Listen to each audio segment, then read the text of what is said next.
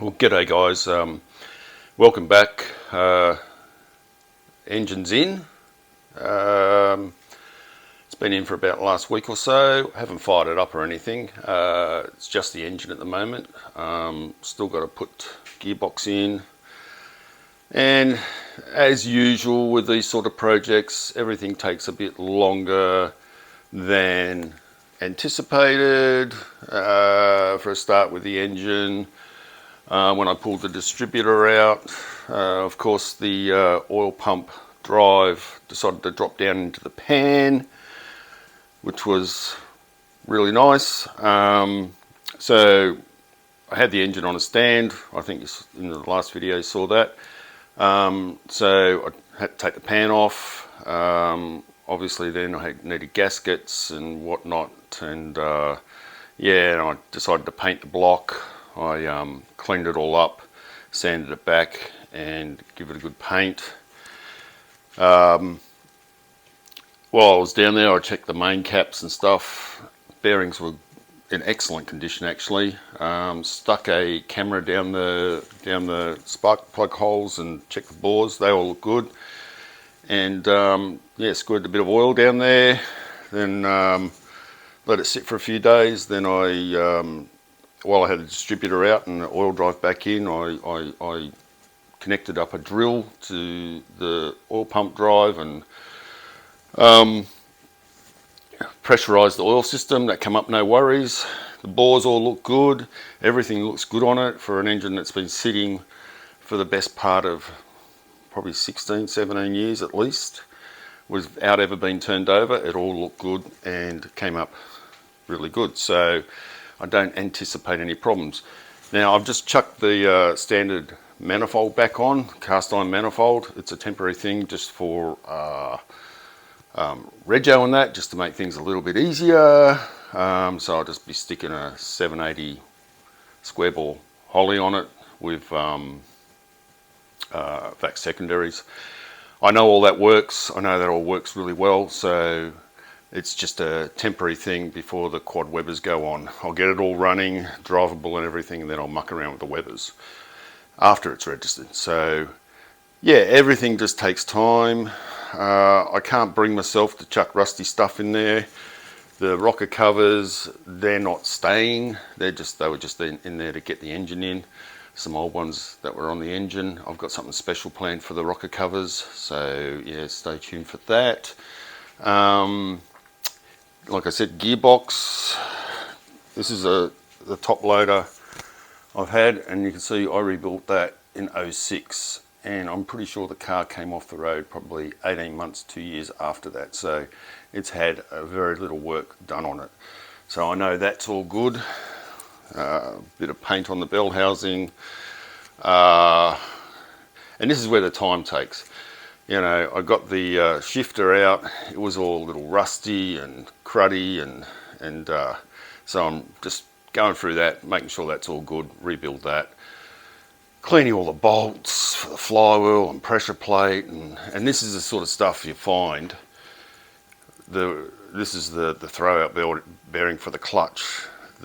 One of the clips is missing or broken off, which I didn't realise. So I've just ordered one of those. I'm not going to take the chance. It might hang on with just one clip, but I really don't want to mess around for 65 bucks. So that's on order. Another thing that held me up was the engine mounts. These are the old engine mounts. This one's just about gone. I didn't realise. These are the sorts of things you find after 15, 20 years. So, but yeah, just going through painting things up and whatnot. And oh look, there's some glasses there. I've been looking for those bloody glasses for a while. So yeah, that was the old manifold, and that's the carby. I've cleaned all the carby up, cleaned the air filter up. Just like I said, it's a temporary thing, but I don't know how temporary it'll be. So I just want to go through, get everything. I just can't bring myself to put rusty old crap on there. So just going through and making a few, making it look nice, and then I'll be a bit more at peace with myself. So I had intention to, did have intentions to fire this motor up before Christmas, but I don't know if I'm going to get there. I'll get close. So the next video might be in the new year. The other thing is I do have another top-loader gearbox. It's an alloy case one, but it's got the longer extension housing and it's got the bigger 31 spline output on it, and that's originally what I was going to run. Where is it? It's buried in all this shit over here somewhere, which is not accessible at the moment. So that'll eventually go in, but I'll have to get a tail shaft made up. So, and plus, I bought it probably 8 years ago, and I think it's a Speedmaster or Pro Comp or something like that. I didn't realise it at the time. So, but it's got an alloy housings, which is good 15 kilos lighter. But at the moment, the weight saving part of this build is off the table for the moment. That will happen after rego. Like this manifold weighs shitloads more than a alloy manifold. So a lot of stuff like that will get changed after I get it registered, which is still probably 6 months away. So yeah, like I said, I just thought I'd give you a quick update, and